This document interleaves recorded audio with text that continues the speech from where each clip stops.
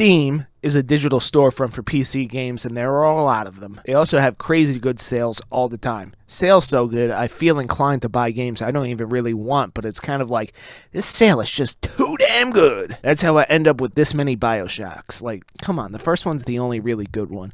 Anyway, in order to help me get through this backlog, I figured I'd do a review series documenting my Steam library spelunking. Welcome to episode 2. Kingdom Hearts 1.5 Final Mix. Aw man, what can be said about Kingdom Hearts that hasn't already been said? There are already like a billion videos on here about this franchise, so I did get the collections on sale a while back, and I've always been meaning to reconnect with the franchise when they stopped spreading them all over the goddamn place. Like, I'm sorry, the mobile games are canon? Who can follow this shit? Well, I decided to revisit a childhood classic for the first time in a long time, and yeah, it's still good, but not quite as good as I remember. So, for the uninitiated, Kingdom Hearts is an action RPG developed by Squaresoft. Yes, before they merged with Enix. If I'm not mistaken, I think this might have been the last one with the soft suffix. It is a crossover game with the worlds of Final Fantasy and the Disney universe, which honestly sounds nuts in retrospect, but what do you expect from an elevator pitch game? Yeah, fun fact, this franchise was literally an elevator pitch. Pretty cool. Dude literally printed money after this. So, how was it? It was good. Next game. Nah, I joke. Let's start with the gameplay. So, Sora is the player character. He gets a big-ass key and beats the shit out of the Heartless with it. You also get some spells you can do. Now we come to the first flaw. This is an action game, yet there's a turn-based style menu in it. So, Square had the bright idea to add a shortcut option. However, you can only map it to 3 buttons. I mean, they added 4 in the second game, but there are well over 4 spells. And you get bonus XP for doing elemental damage, so it's not like you're going to only be using 3 spells the whole time. Personally, I had Arrow and Cure locked in, with the 3rd spell revolving out. But your playstyle may vary. You also get Donald, Duck, and Goofy as party members. Donald's the mage and Goofy's the tank, or the monk, maybe, if we're going to use Final Fantasy parallels specifically. Goofy also has a shitload of pockets for inventory, which is another issue I have in retrospect. It's not to the point where it ruins the game, which we will be talking about a game where that's the case a little later on in this video. It's just kind of annoying here. You do get guest party members like Tarzan and Beast later on, and Peter Pan, but I don't use them because if they're not in your party, they don't get XP, and Sora, Donald, and Goofy are always going to be in your party, whether you have a guest party member or not in that world. So, like, why would I sideline my main guys if they're not going to get XP? They fixed this in later games, but they didn't fix this in the 4th version of this game, which is really annoying. So, like, don't bother using the guest party members unless you absolutely have to, like with Aladdin, where you need him to, like, pull some triggers and stuff. So yeah, that's a little annoying too. Okay, so anyway, back to the items, back to the script here. So you have to manually put items from the reserve to your party members, which is sort of a double-edged sword here. It's good that Goofy and Donald aren't blasting through your items, but once they're empty, that's it. Set up so that their items are auto-refilled. I think maybe it's in the second game. I'll figure it out when I go back to capture footage again. But if there aren't any left in your reserve of the item that you put to lock in to automatically refill, the slot's empty, and you can leave it for when you find more, but the slot's blocked. So it's a bit annoying, but the game's not that hard. Except for Ursula. Fuck that boss. Fuck that map in particular. Oh, also, this game has an old school quirk. No animation canceling. So if you're in the animation of Sora swinging his key, you need to finish the animation before any of the other buttons do anything. This is particularly annoying toward the beginning when you're lower on magic and health, because if you miss the enemy and intend to jump, guard, or roll away, you can't because you're locked in. I mean, I got used to it by the time I got to the Tarzan world, but it is annoying. Anyway, story? You want me to explain the story of Kingdom Hearts? Really? You do realize the Herculean task you're asking of me? Nah, I'll give the cliff notes. So, Sora, Riku, and Kairi are BFFs, right? There's a bit of a love triangle plot going on there between Kairi and Riku, who are both in love with Sora. One day, the darkness eats up their world, and Sora gets the big key. He then meets Donald and Goofy in Traverse Town, as well as a bunch of Final Fantasy characters. Sora, Donald, and Goofy go off on big epic RPG quests to restore the worlds, most of which are based on Disney properties. There are these creatures called Heartless that are created when people surrender their heart to the darkness or some shit, but I mean, they technically do have hearts, like they're released when you kill them. Actually, the nobodies that are introduced in 2 really should be the ones called the Heartless, because they don't have hearts. The Heartless technically do. Then there's this like tall, dark, and handsome fella named Ansem. Like, why is he so buff? Like, you can grate cheese on those abs. God damn. Wish I looked like that. Anyway, he's the big bad final boss, and he turns into this thing. Personally, I think it looks fucking awesome. I mean, a little uncomfortably sexual looking for a kid's game. Oh yeah, and Riku's a bad guy towards the end because he's a whiny little bitch and wants Sora to be his boyfriend or whatever. Other than one of the best boss fights in the game, he's kind of off screen for most of it. And he redeems himself by the end by locking himself in the darkness of Kingdom Hearts with Mickey Mouse or something. You think it's confusing now, wait till the sequels. Anyway, the graphics have aged pretty well. They went for a more stylized look rather than realism, which always ages better. Art direction will always be graphical fidelity, in my opinion. This game is from 2001, or was it 2002 maybe? So yeah, not bad for a game that's almost 3 decades old. There's also some cool secret bosses in this particular edition of the game, one of which was restored from the Japanese final mix. There are like 4 different versions of this game, but I'm not the guy for that. Go look elsewhere for comparisons. One thing that made me pissed actually is the revamp to the synthesis system. So, like the OG Kingdom Hearts 1 on PS2, you just had to get the stuff and talk to the Moogle. But in this version, you need to hunt down rare Heartless for rare ingredients. But this bastard right here, this motherfucker, this son of a bitch Black Boad, more like Black Ballsack. I'd rather shit my whole ass than fight this shitload of fuck. Ass! Yeah, I don't like that guy. I mean, other than that, good game, play it. Moving on to the sequel. Kingdom Hearts Re-Chain of Memories. This game sucks. No other way around it. It's poo-poo duty garbage. I hate this game. I was really excited to give it a try since I missed this one on the GBA back in the day. Now, this is not actually a Game Boy Advance port. This is actually a full-scale reimagining of the GBA game for the PS2 called Kingdom Hearts Re-Chain of Memories.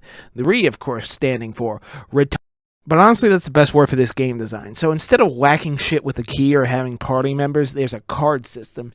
And that doesn't sound too bad on paper, but this is an action game, not a turn-based one.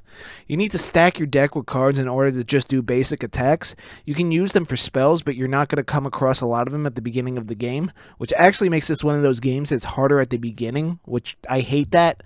But as for Chain of Memories, the deck building is unintuitive. The menus are annoying, and menus need to be fun in RPGs. These are not. You have to manually refresh your deck when you inevitably run out of cards. Annoying. And your cards won't do shit if the number isn't big. There's also the 0 card, which, to be honest, I really can't remember much. I'm literally just going to recycle some old footage rather than capturing new footage, because I hate this game that much. I don't want to go back and recapture more footage. And honestly, it's not the deck building, nor the shitty gameplay mechanics, nor the throwaway story, which we'll get to shortly. It's the fact that it's 2 genres that don't go together. You have this card PG type game that you're trying to merge with an action game. So not only do you have to pay attention to... Why is there a truck backing up, like, right outside my window? Really, bro? Thank you. Shut the fuck up. Anyway. Where was I? Oh, not, you're going to go again. You guys hear that, right? Oh, there's not much I can do but wait. Okay, it stopped. As soon as I start reading the script again, it's going to start up again. Anyway, it's the fact that this is motherfucker. A few moments later.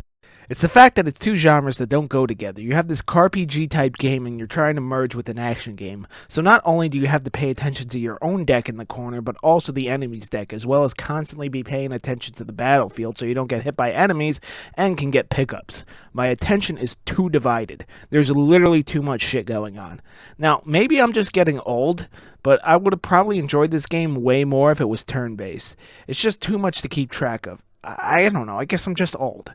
Oh, and the story. Man, this story is a mess. So, like, you go to Castle of Oblivion and Sora's balls drop immediately. I know, I found the voice changing a bit humorous. Anyway, Pluto disappears, never to be seen until KH2. There's some of those Organization 13 guys. Riku's there too somehow, and he's like fighting the darkness in him or some shit. I don't know. Maybe it's a metaphor for his inner gayness for Sora. I did a silly video a while back about politics and art and made the example statement of people connecting wild political concepts to media completely removed from them. And I actually used Kingdom Hearts as an example, like, I don't know, Riku's a fascist with Maleficent or something. But I did come across a thumbnail about Riku being a closeted homosexual. And honestly, maybe his inner darkness was the twink in him all along. I don't know, fuck this game. I gave up and watched some of the cutscenes on YouTube. Not that it matters much, since Sora and company forget everything at the start of 2. The only thing you need to know from the story is that at a certain point, Riku merges with the darkness, and that's why he looks like final boss Ansem in the beginning of 2. Or was that in 358 2 days underscore PEMDAS square root of my ass, or whatever the fuck it's called. There's also a Riku campaign, but I could barely stand the gameplay after the first Disney World. Bad game, bad story. Like, damn, they could have at least made a few new assets. Maybe the GBA original is better, but I don't think I'm going to ever play it. I actually recommend just reading a plot summary and skipping this one entirely. So, one more Kingdom Hearts game in this episode. Kingdom Hearts 358 over 6 days, or whatever the fuck it's called. It's literally just a movie. Well, at least this port. This was originally a Nintendo DS game that had some gameplay, but everyone hated it, so they removed it. Wow, they should have done that for Chain of Mediocrities. Basically, this is a prequel to KH2. It came out after KH2, but it takes place between 1 and 2, or concurrently with Chain of Myrta. I don't know. The plotline starts to get a little fucky here. So, this is basically just the story of Roxas's time with Organization 13. There's also this chick named Xeon, which confused me. I thought Naminé was Kairi's nobody when she turned into Heartless, but it's implied that Xeon is, but then they say she's actually not a real nobody. But how the hell does she wield the Keyblade? I thought the Keyblade chooses its master or something. And doesn't Kairi get a Keyblade in the third game, I think? I haven't played it yet, but I've seen a few clips. So wouldn't her nobody be able to wield the Keyblade too? Like Roxas can? There's also Axel, who's like Roxas's boyfriend or something. I don't know. The three of them eat so much sea salt ice cream, it's giving me secondhand kidney stones. So, the organization wants Roxas and company to kill Heartless to fuel the artificial Kingdom Hearts from the end of 2, I think. There's also a journal you can read through that adds more to character development and adds more details to the narrative that makes sorting out the story even more confusing. Not like any of this really matters, because Roxas disappears after 2, I think. Unless there's some kind of twist in Birth by Sleep, which I decided to put off after feeling a little Kingdom Hearts out by the first couple worlds of 2. Despite having fond memories of KH2 back in the day. Honestly, this whole story of 358 whatever the fuck feels sort of supplemental, like a spin-off rather than a mainline game. I think it was made just to flesh out the backstory of the organization. Other than the excess of ice cream consumed putting me into a diabetic coma after playing this movie, there's really not much here. I guess play it, or I guess watch it, if you're into the world building and want more lore from the Kingdom Hearts universe. But I, for one, think the story got just a little too ridiculous and unnecessarily convoluted for my taste. Also, it's kind of hilarious. All this talk of darkness and hearts sounds really corny. Anyway, it's time to take a break from the spiky-haired key-swinging bastard. Signalis. Ugh. You remember in the KH1 segment when I was talking about a game that was ruined because of the inventory system? This is that game. It's actually quite upsetting because everything else about it was so good. So Signalis is an overhead view survival horror indie game. You play as this android chick trying to find her girlfriend or something, and there's some kind of underlying anti-capitalist dystopia kind of messaging in it. To be fair, I didn't really get far enough into the game to give you a proper plot summary before dropping it. But before I tell you why I dropped it, let me start with my praises, though. First of all, it has this really cool PS1 style aesthetic with cutscenes that kind of remind me of the art direction of Mega Man Legends, which is one of my favorite games actually. Side note, fuck you Capcom, you're really gonna re-release every other Mega Man sub-series except for Legends? Fucking dicks. Anyway, I digress. This game plays a lot like an old school Resident Evil game, but it removes the two things I hate most about those games and just old school survival horror games in general. Fixed camera angles and the inability to properly aim your weapon. I hate those things.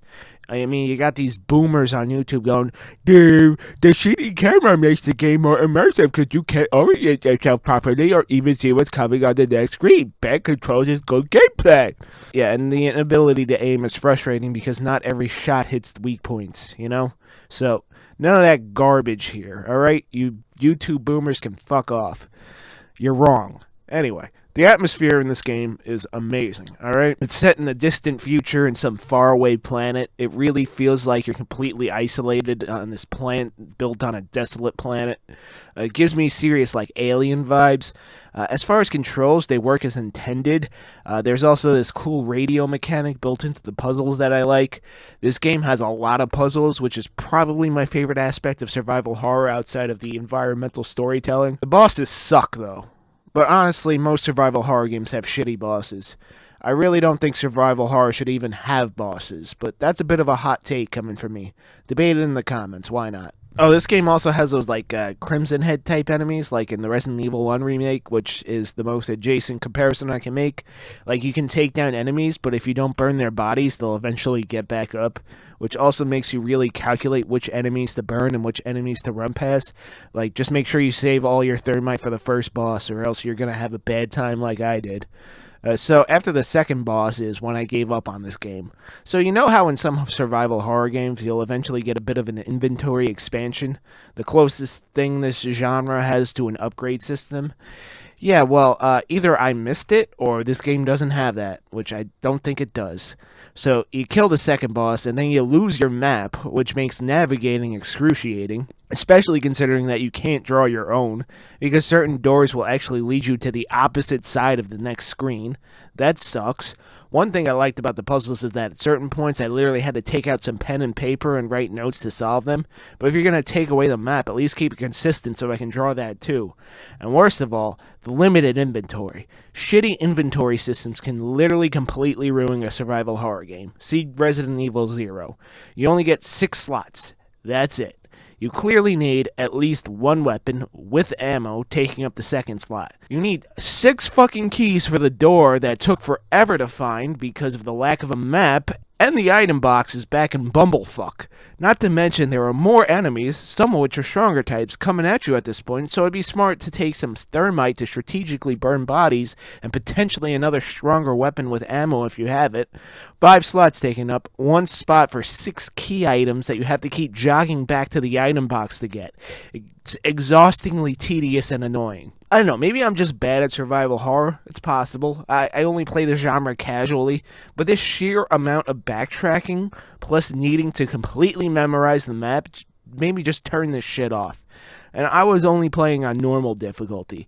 I was very disappointed because I really, really enjoyed the first chunk of the game. Although the walking sim segments, they could have just been cutscenes. Those were pace breakers for sure. I hear there's a mod out there that lets you expand your inventory and doesn't make this game a backtracking slog to get through.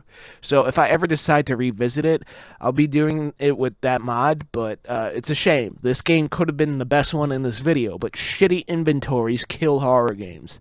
I'd rather have those god-awful fixed camera angles and shitty aiming mechanics of yesteryear than this excessively bad back-and-forth design. So, did you guys play this game? Did you like it? Did you hate it? Did you finish it? Did you install the inventory expansion mod that's allegedly out there? Did it work? Usually I don't really use mods unless it's to make old games or broken games work, but I might tinker to get this one up and running. Anyway, no score because I didn't finish it. Time for a quick review of an indie game that I just couldn't understand. The Long Drive. So, there's a lot of unfinished games in this episode, huh? Well, I don't really know if this is a finishable type of game. It's more like a survive as long as you can type of game.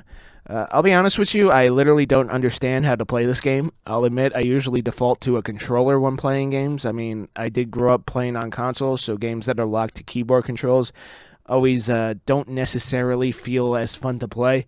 But even if I didn't fumble with the keys, I still got no fucking clue what to do here. I actually looked into the Steam community tab for this one for a bit of guidance, but I still couldn't figure out what to do. To my understanding, this is a survival/driving game. I thought it was going to be some kind of racing game with retro graphics and a bit of like a horror twist when I got it on sale for like $2 or $3. This isn't like a survival horror like the last game. This is like survival as in there's hunger and piss and shit mechanics type of horror game. Survival game, rather. There's not that much of a horror aspect to it. I could not get the car moving. I filled it with gas, filled the oil, I put the tires on, I turned the goddamn thing on, pressed every key, clicked all the mouse buttons, nothing. Pretty sure this was made by one person, so on the off chance they're watching, maybe patch in a little tutorial for new players or something. I think I'm just getting old and I suck at video games now, maybe? I don't know. I had the most fun shitting all over the place with this game. Seems like there's a bit of a modding scene for this one, so I guess check it out if this looks like your kind of game. I'm guessing it's just not mine. I don't know. I can't really review it. Best feedback I can give is add some kind of tutorial. Next game. Nah, screw that. Lightning round. Audiosurf. Audiosurf is an old game, much older than I thought. This is another no definitive ending type of game. You put in your music, it generates a track, you pick your playstyle, have fun with some tunes. Use the mouse though. The controller support is a little finicky, and despite not being a keyboard and mouse guy, I will concede that they are far more precise. Pretty good game. Get it for cheap. It's like always on sale for like $4. Now, for 2 more DNFs, but I might get back to it type games coming up. Final Fantasy 3. Yeah, Final Fantasy 3. The pixel remaster of the actual 3, the Japanese 3. Something about this game, man. I don't know. I got a sizable chunk into it when Pirate Yakuza came out last year, and as my longtime dedicated viewers know, when a new Yakuza comes out, I just drop whatever I'm doing and play it for a month straight. It's kind of a fucking problem. But this was my 3rd Final Fantasy game. It's a series I've always wanted to play through, but not one that I think I could binge. I liked 1, pixel remaster version anyway. You can definitely see the foundation for the JRPG genre taking form. 2 is nowhere near as bad as people make it out to be. Honestly, I kind of like how broken the leveling system in that game is. You can one-shot everything after about an hour if you beat your party up a little.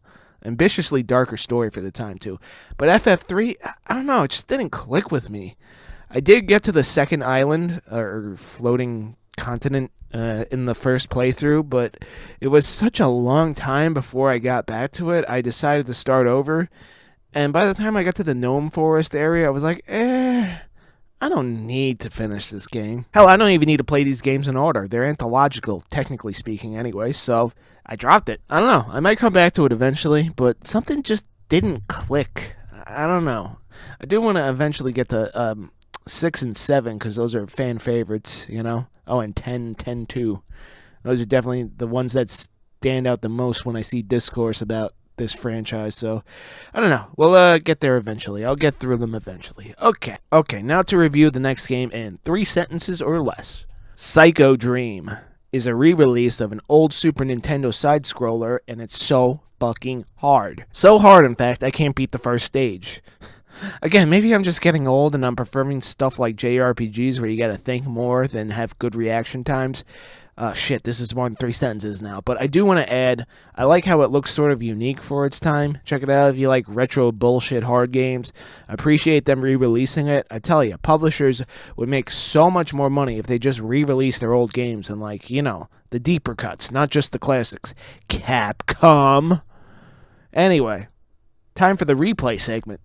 Sonic Mania might actually be my favorite Sonic game.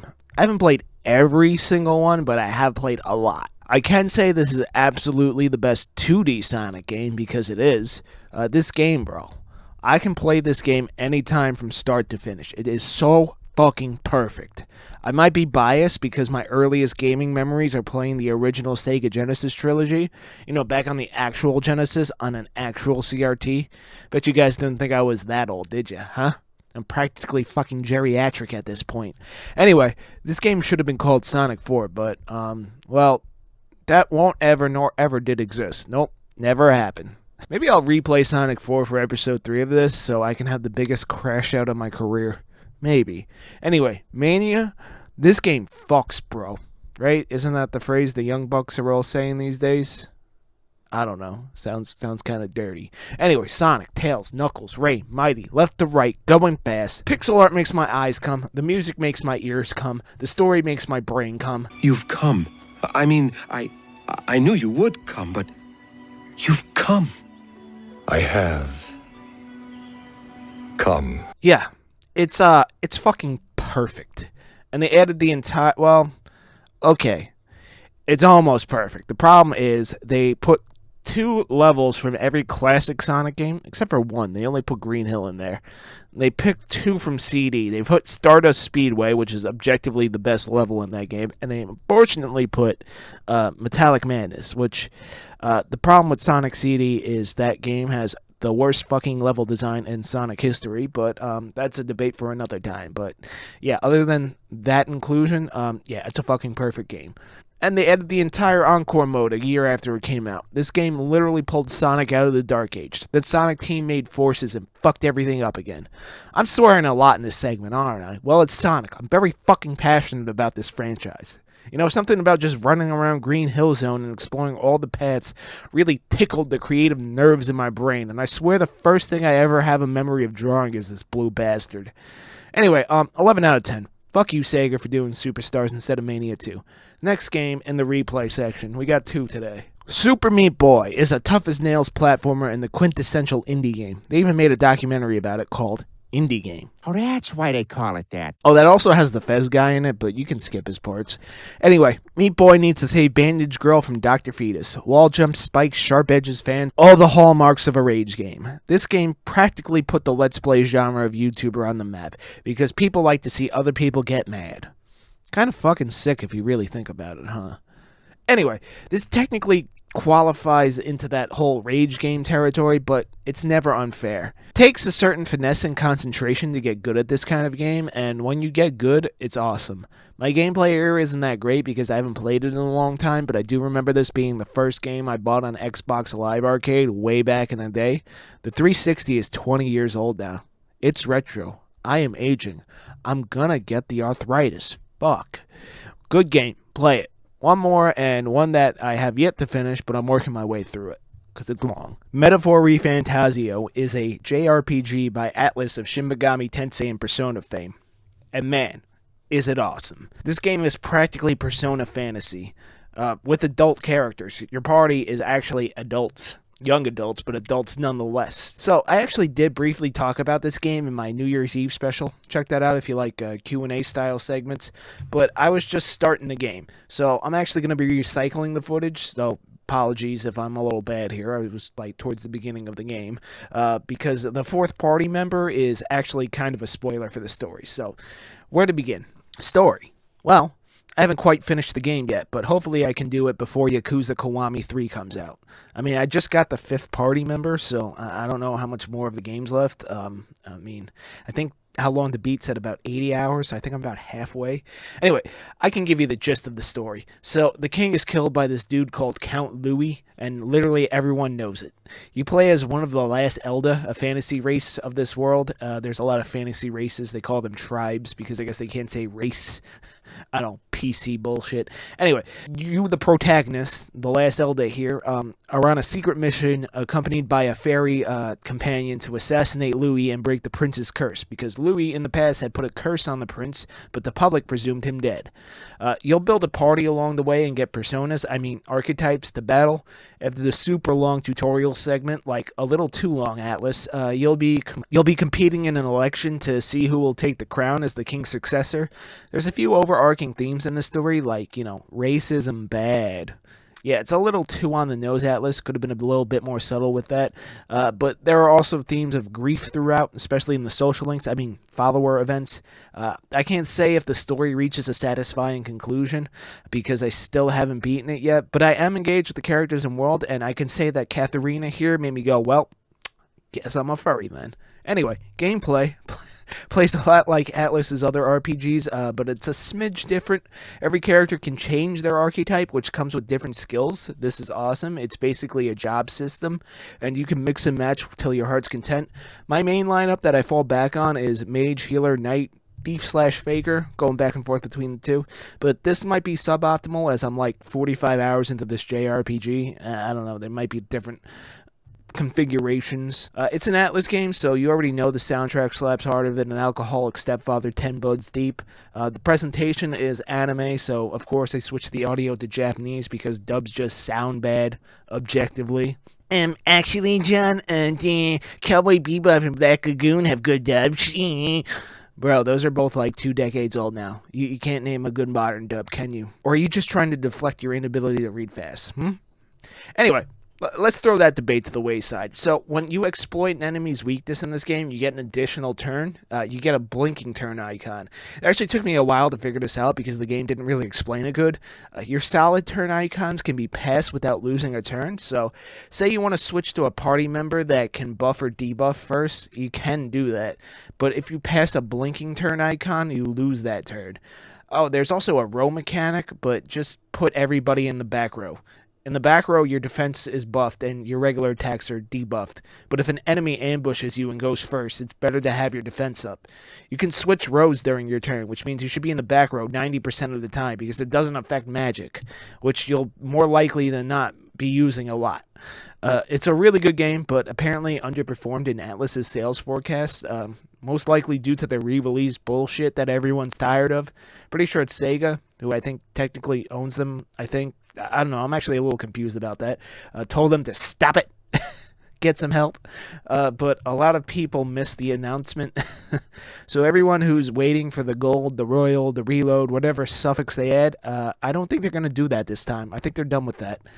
Maybe they'll just put out DLC eventually. So, if this game appeals to you, I recommend it highly. I'm having a great time with it. I also like how you can just slash weaker enemies on the map instead of having to go into combat. Alright, it's time for the outro. Time to wrap this one up. If you like what you watch, comment, subscribe, hype, all that YouTuber spiel. If you have a suggestion for a game you want me to review in this series, let me know in the comments.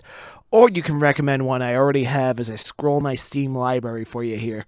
Someone over on Discord, join the Discord by the way, link in the description, recommended I play Uma Musume, so it's on the list of viewer requested games. Oh, and there's also AI The Somnium Files in the viewer request too, so those are going to be in the next episode. See a game you want me to talk about, let me know. Check out my Dark Fantasy comic series Doomsayer. Chapter 20 will be out before the end of this month, so look forward to that. Want to reach out directly for submissions of your comic, as in made by you for review? That series is starting next week. First come, first serve. Any comments, questions, fan art, hate mail, cosplay, fan fiction, girlfriend applications, or content suggestions, send me a line at deviantartsubmissions@gmail.com. Check out the Patreon for $1 a month. Shout out to the patrons. And until next time, thank you for watching this video.